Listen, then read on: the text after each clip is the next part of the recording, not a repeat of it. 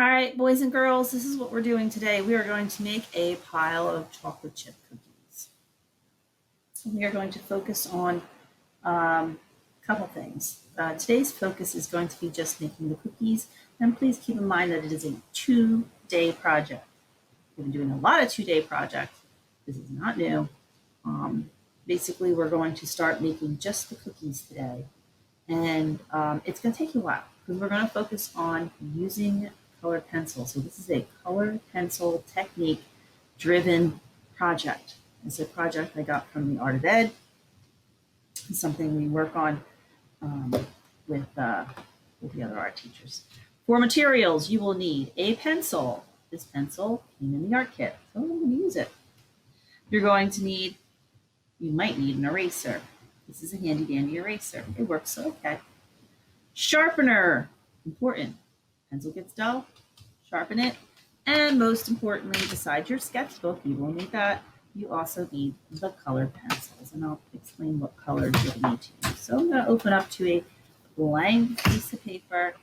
And oh, by the way, I feel like when I did this, I made the cookies very small.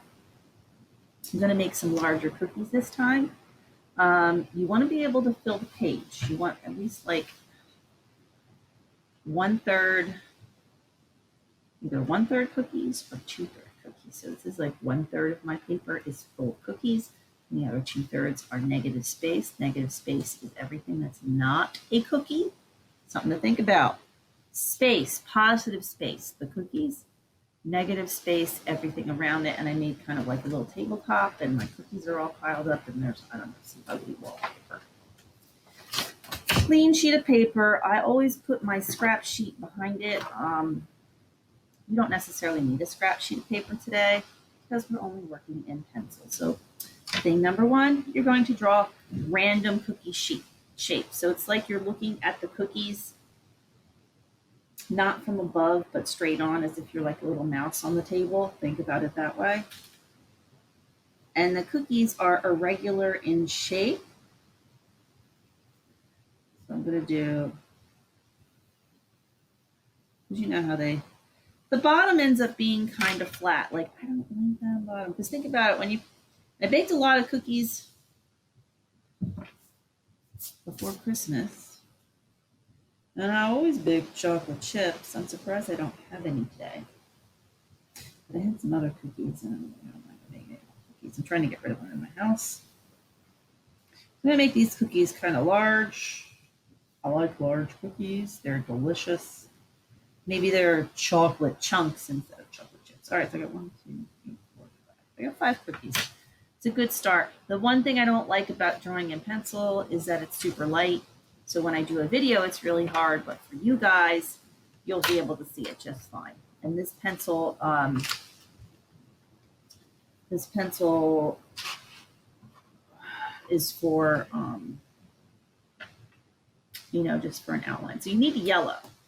Now, when I originally did this, there's 2 yellows in this kit. There is yellow, and then there's this golden yellow. And you could choose whichever one you like. The last set I used the golden yellow, but I'm going to try this time playing around with the lighter yellow.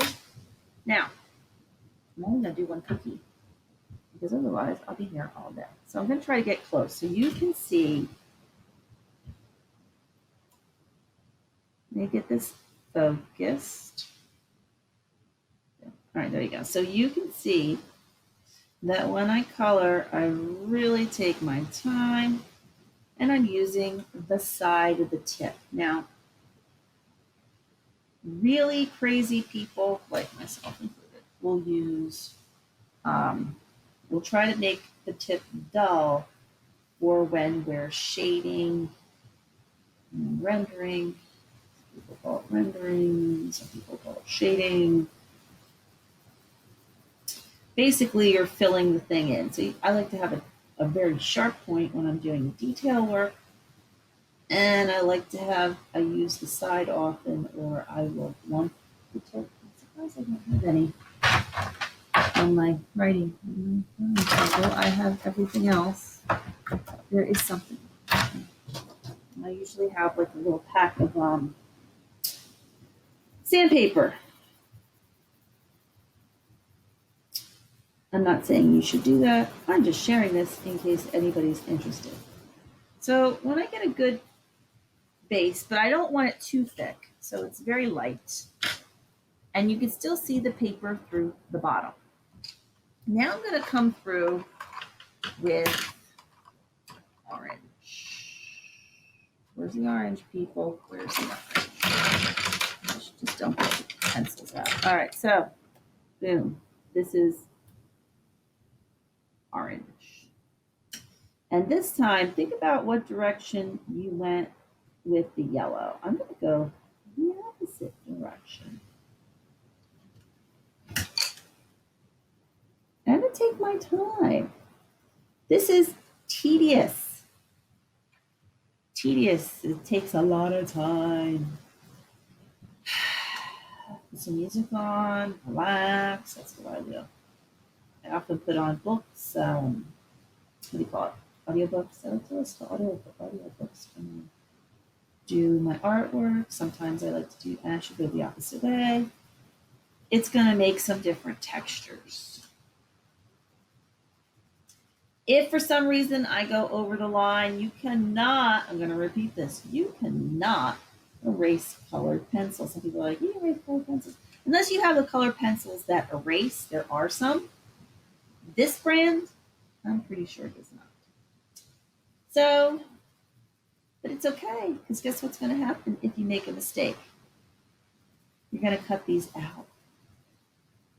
Now we are only doing the cookie part, so it's as if somebody made chocolate chip cookies and forgot the chips. That's for today. Next week, I'm going to show you how to do the chips. This is a 2-week project. Wow, I say that a lot, right? So there should be. So if you're done with this at the end of this week, you should only have a page full of cookies. So there you go. So I put the orange down. Now I'm going to add some brown.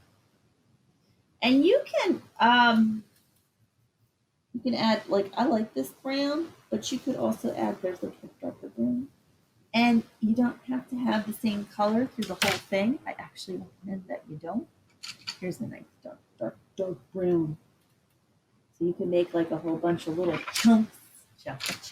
Now, a lot of times when people use colored pencils,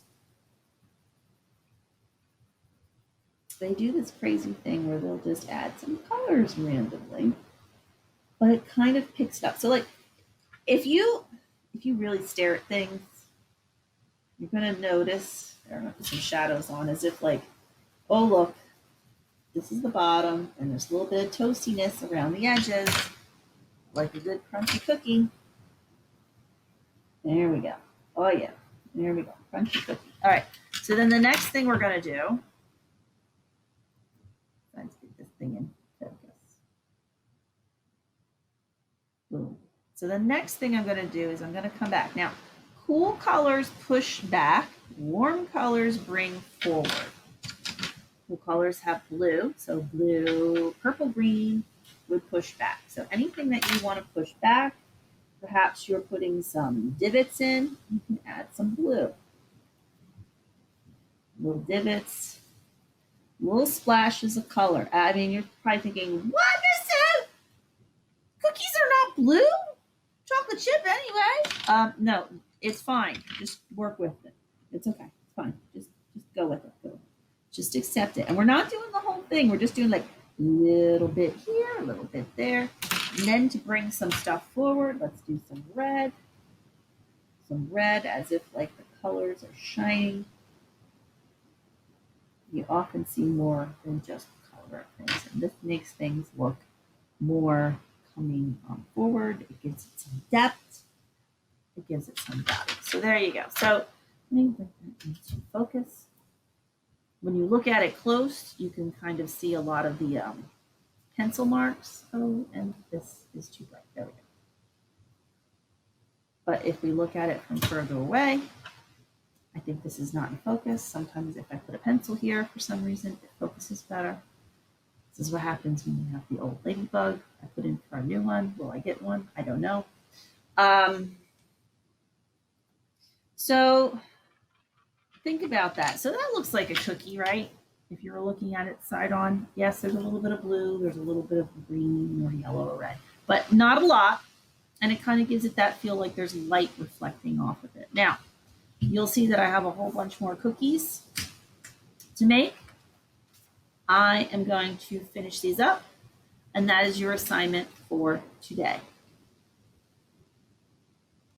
All right, boys and girls, here's the finished piece for today. So as of today, you will have a page full of cookies. I did mine quite large. If yours are smaller, you will have more. Like last night when I did the demo, I did 9 cookies. But here, because I made my cookies gigantic, I have 5 cookies. So you should have a page full of cookies. You are going to then take a photograph of said cookies minus chocolate chips. We'll put them in next week. You will take a picture of this and send it to me in Google Classroom. Make sure the photograph is there. If I have no photograph, I have no idea what you did. You tell me you did it. I don't know. I have no proof. This is the proof. You're handing in the work. I can see what you did. I can check it off. I can go, okay, you did it. So hand in a photograph, or send it to me, I should say, because you're not really handing it. You can't accept anything from your hand. I know, but you get the drift. So I am going to be checking for these. If you need to take a little extra time at the end of the week and send it to me later, that's fine, because I know you guys like to use your win time. Another time that you could send it in, I will accept these up until the end of the week. And then I'm going to start getting after you guys. I'm going to stop accepting stuff whenever and expect it by the end of the week. Does that make sense? Yes, I think it does. I think that's plenty of time for you to get something in. All right. If you only have 2 or 3 of these cookies done and you're going to finish the rest next week, that's fine. Just send me a picture of what you're doing. This is a work in progress. It is not necessarily going to be done. Should I see a bunch of empty cookies? No. Should I see like 2 or 3 done? That would be acceptable, especially if you're doing a really good job, let's face it. So, pictures of cookies today. Send them to me. Thank you.